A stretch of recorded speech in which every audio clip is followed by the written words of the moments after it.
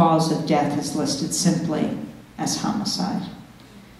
As I stood on the grounds of the prison, it was about 1:45, just after Troy Davis was executed. The Department of Corrections threatened to pull the plug on our broadcast. The show was over. And I could only think of the words of Mahatma Gandhi when he was asked what he thought of Western civilization. He said, "I think it would be a good idea." One of the movements that fueled Occupy as well.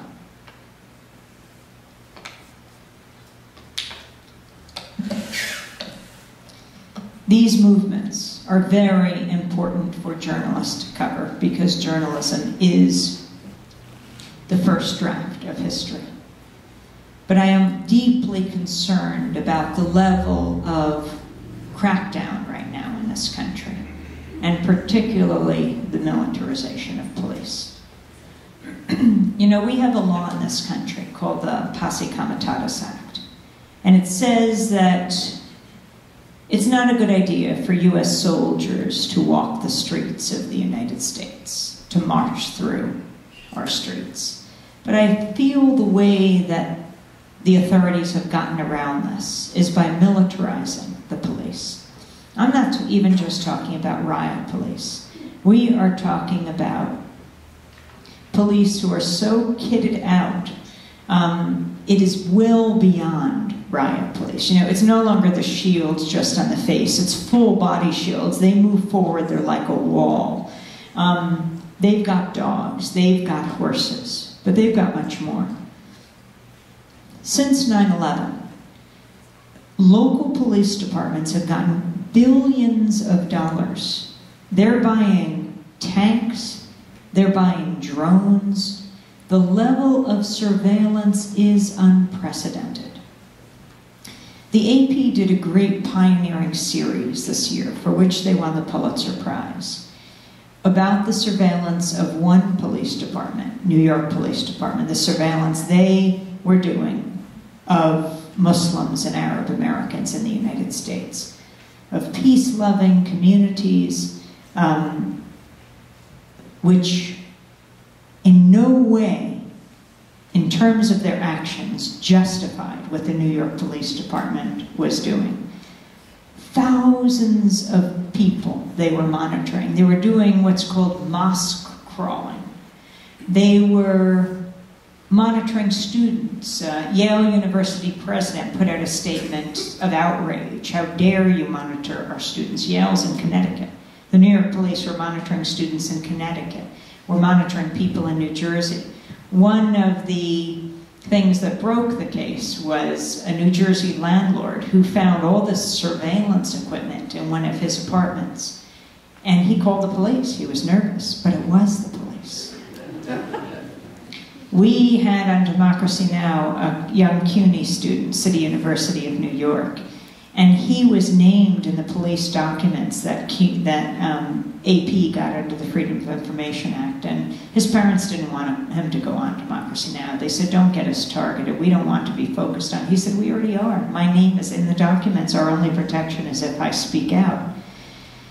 And so he came on the show and described what the police were focusing on. He had gone on a camping trip one weekend with his friends from school in the city.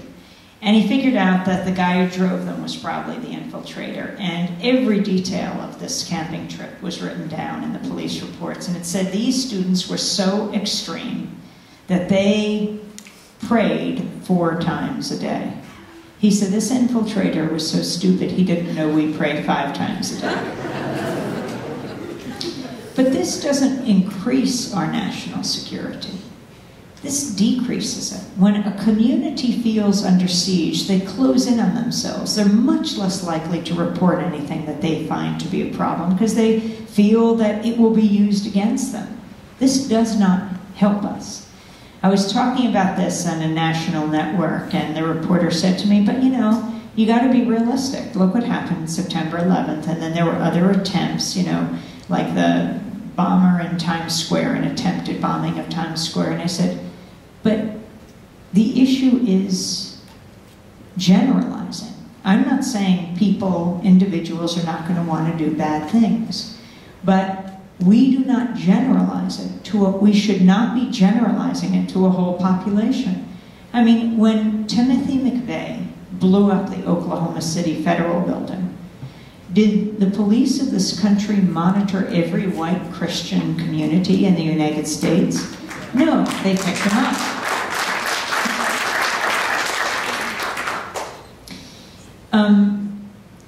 But it's movements that will make the difference.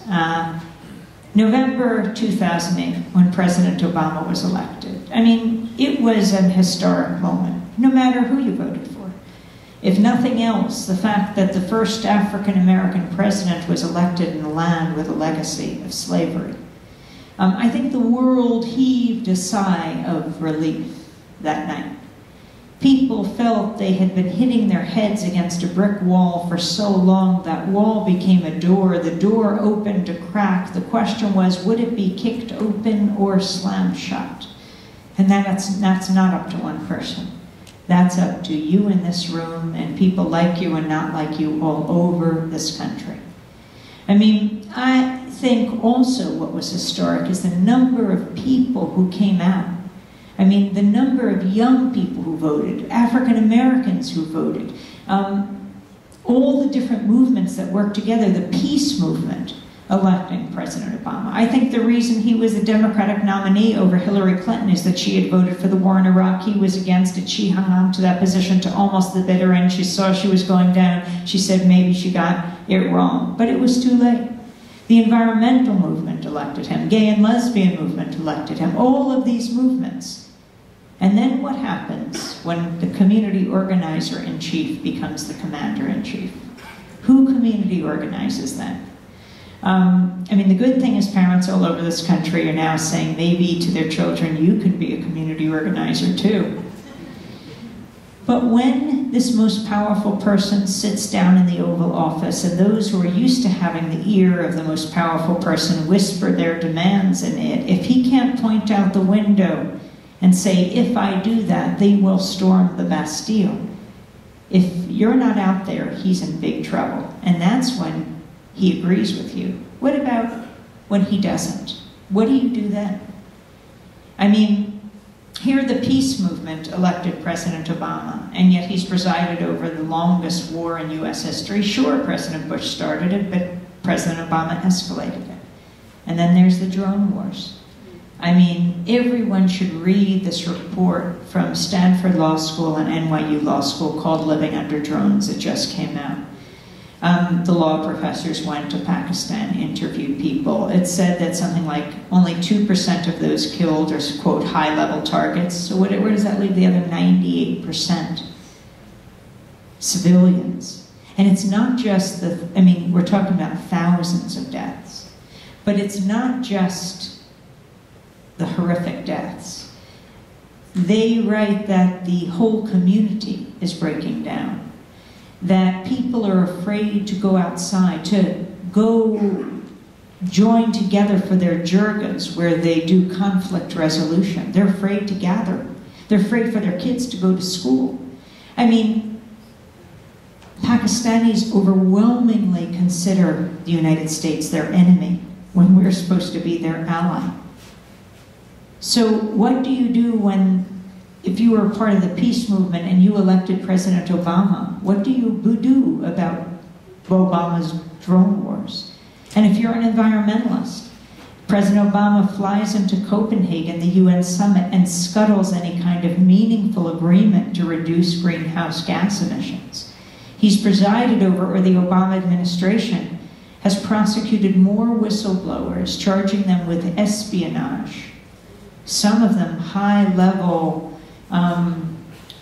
officials in the National Security Agency. You know, that's an agency many times larger than the CIA, where people who worked there for decades started to say, wait, we are setting up systems where we're spying on the American people. More prosecutions of whistleblowers for espionage than all past presidents combined. What will people do about these things? And I think that the reason people have not organized in as massive a way as when he was elected. There are many people who are organizing. For example, a group of at least 35 people under Code Pink, the anti-war group's auspices, recently went to Pakistan to march with thousands of Pakistanis against the drone war, to say there is another face of America. But overwhelmingly, why people haven't organized in the way they organized to elect President Obama, I think, is one, people were exhausted after the election, and they were shocked at what they'd accomplished. And also, they didn't want to contribute to a right-wing backlash. You know, the birther movement, you know, this terribly racist movement that says he couldn't possibly be of the United States, that he is the other. But that's not the way democracy works. You don't just achieve democracy. Democracy is something you have to fight for every single day. And when people stop organizing, it does an injustice to a democratic society. You know, a few weeks after President Obama was elected, before he was inaugurated, I was invited on CNN, and a number of pundits were. And they were jabbering about something. It was the time when the Obamas were coming to the White House, and they were going to be toured around by the Bushes. And then I saw Barack and Michelle Obama walk into the White House, and the pundits were talking about something else, but I said, wait, we have to take pause. This is Barack Hussein Obama and Michelle LaVaughn Robinson Obama. She is the descendant of slaves from the Carolinas. That means their daughters, Malia and Sasha, are the descendants of slaves as well. And they're all about to live in the White House, the most famous house on earth, which was built by slaves. Let's just take pause. And I thought of a house about an hour and a half from the White House on the eastern shore of Maryland.